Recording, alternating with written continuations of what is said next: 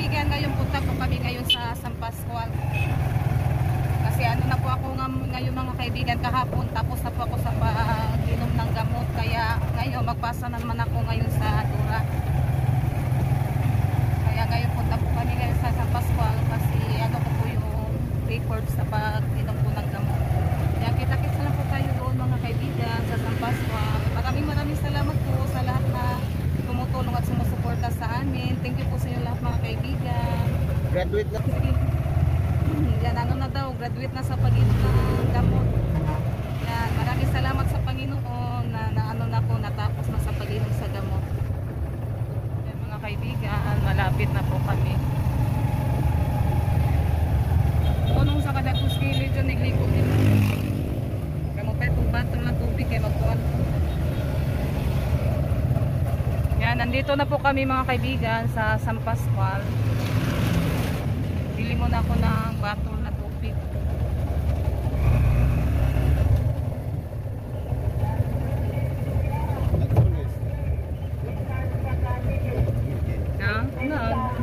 Kasi binta. Yan, bili tayo ng kuan. Pila? Tamis ni? Yan, gikan ko sa kamiging. Yung migas pa yun. Pila ni? 80? May pasa ako Gis ha. Yan, bili muna tayo ng lansones. Yan mga kaibigan, nandito na po kami sa San Pascual. Oh. Kaibigan.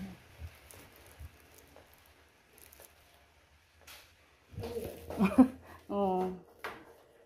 Ay mabaw no? Kuan, 35, porok 5, tuboran.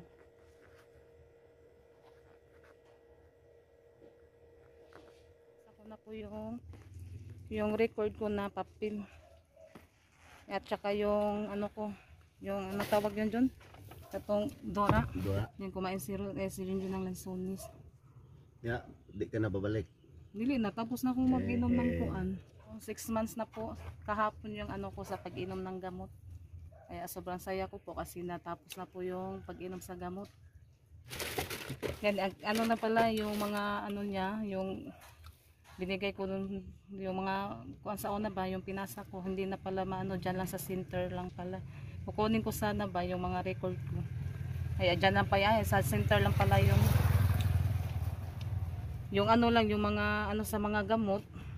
Pwede na siya na hindi na ipasa, yung ano na lang yung record na katong papel ba. Yan, uwi na po kami. Yan mga kaibigan, ano po ako ngayon sa baboy, magligo. Yung gagamitin ko yung ano lang hose kasi hindi pa ako marunong sa yung car wash na gamit ni Junjun, kaya hose lang muna yung gagamitin ko kung pwede ba siya ano sa pagligo sa mga baboy, inahin na baboy at saka yung dalawang ano, yung biik. Kaibigan, pinaliguan ko na po yung mga alaga natin baboy. Yung mga baboy ni Ma'am Juicy, paliguan muna natin. Yan, nagustuhan po nila yung tubig. Ay!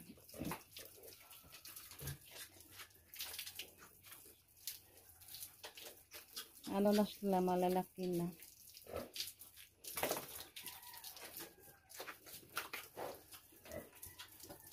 Mamaya, ano ko muna yung mga ano nila. Wawalisin. Pagtapos nila maligo.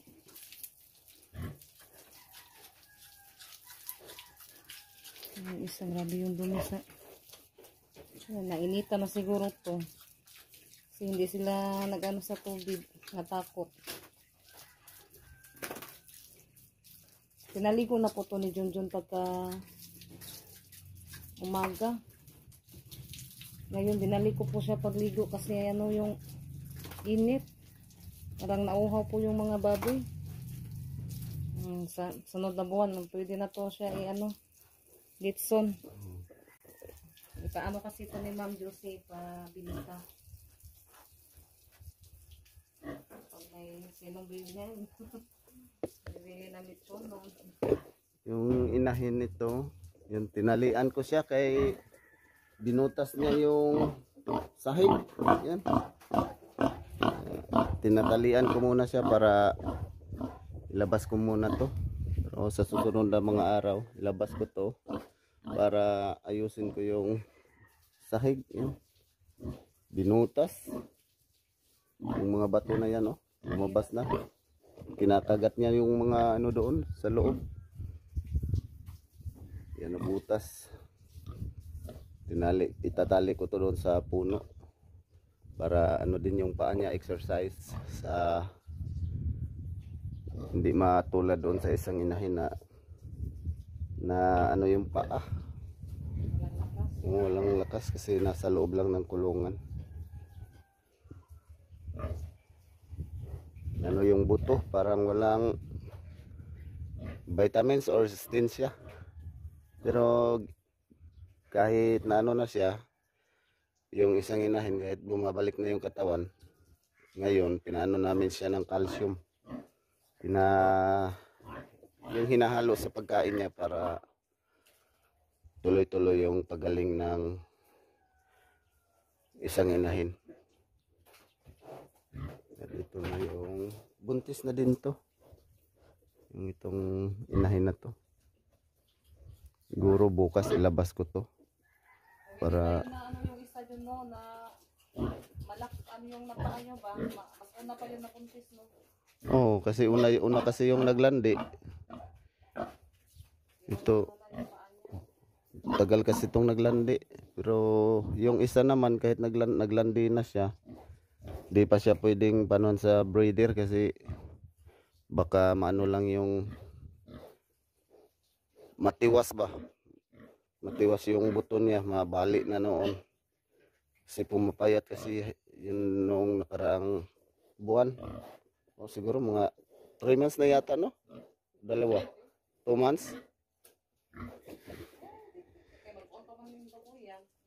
Mga 1 month, no? At ito din na nung una na ano kasi ito napilay. Kaya na ano na din na gumaling na yung paa niya. Napaliguan namin, hinihingal sila sa sobrang init. Tag-init na yata ngayon. Kunti na lang laman ng tubig sa balon namin.